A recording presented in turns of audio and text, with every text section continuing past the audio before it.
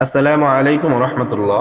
প্রিয় ভাই ও বন্ধুগণ, আমরা অনেকেই বরকতের আশায় বছরের পর বছর কোরআন তিলাওয়াত করি, কোরআন খতম করি, কিন্তু কখনো কি ভেবে দেখেছি এত তিলাওয়াতের পরেও আমাদের জীবন, আমাদের চরিত্র বা আমাদের সমাজ ব্যবস্থা বদলাচ্ছে না কেন?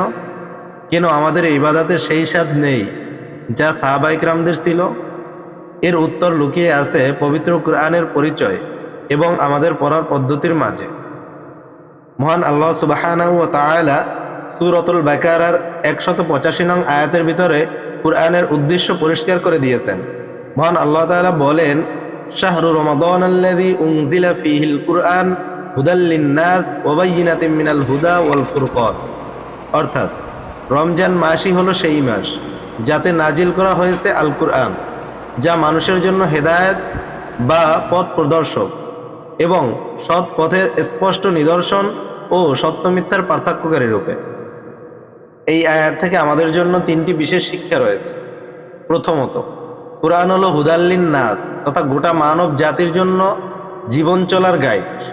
একটু চিন্তা করুন, একটি দামি ইলেকট্রনিক ডিভাইস কিনলে আমরা যেমন তার ইউজার ম্যানুয়াল বুঝে বুঝে পড়ি যাতে সেটি নষ্ট না হয়ে যায়, ঠিক তেমনি আমাদের এই অমূল্য জীবনকে সফল করতে হলে আল্লাহর দেওয়া এই ম্যানুয়াল বা কুরআনকে বুঝে পড়া এবং সে অনুযায়ী চলা আমাদের জন্য অতীব জরুরি। দ্বিতীয়ত, এটি স্পষ্ট নিদর্শন। কুরআন আমাদের জীবনের প্রতিটি জটিলতর সমস্যার সমাধান দেয়, কিন্তু আমরা যদি অর্থই না বুঝি এবং অর্থ বোঝার চেষ্টাও না করি, তবে সেই সমাধানগুলো আমরা কোথাও পাবো না বা আমাদের অজানাই থেকে যাবে। তৃতীয়ত, এটি সত্য মিথ্যার পার্থক্যকারী। দুনিয়ার চাকচিক্যময় আর শয়তানের ধোঁকার মাঝে কোনটি হক আর কোনটি বাতিল তা চেনার একমাত্র মানদণ্ড হলো পবিত্র আল কুরআন। আর এই কুরআনকে আমরা বুঝে না পড়লে কখনোই সত্য এবং মিথ্যার পার্থক্য করতে পারবো না, হক ও বাতিলকে আলাদা করতে পারবো না। আল্লাহ শুধু পড়ার জন্য কুরআনকে নাজিল করেননি।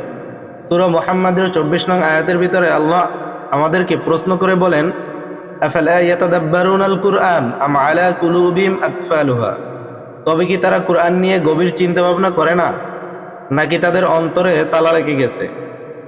আবার সূরা সাদের 29 নম্বর আয়াতের ভিতরে আল্লাহ বলেন, এটি এক বরকতময় কিতাব যা আমি নাজিল করেছি যাতে মানুষ এর আয়াতসমূহ নিয়ে গভীর চিন্তাভাবনা করে, অর্থাৎ তাদাব্বুর করে। অথচ আমরা শুধু কুরআনের আরবি শব্দ উচ্চারণ করেই দায়িত্ব শেষ মনে করছি। আমাদের মধ্যে অনেকেই মনে করে কুরআন বোঝা খুব কঠিন, কিন্তু আল্লাহ সূরা আল কমারে 4 বার ঘোষণা করেছেন, আমি কুরআনকে উপদেশ গ্রহণের জন্য সহজ করে দিয়েছি। যখন আপনি বুঝে পড়বেন তখন আপনার ঈমান এমনিতেই বেড়ে যাবে, ঠিক যেমনটি আল্লাহ সূরা আনফালের 2 নং আয়াতের ভিতরে বলেছেন।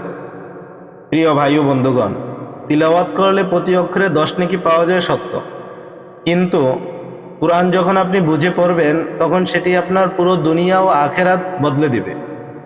তাই আসুন, শুধু কুরআন খতম দেওয়ার প্রতিযোগিতায় না নেমে প্রতিদিন অন্তত একটি আয়াত হলেও অর্থ বুঝে পড়ার এবং নিজের জীবনে বাস্তবায়ন করার সংকল্প করি।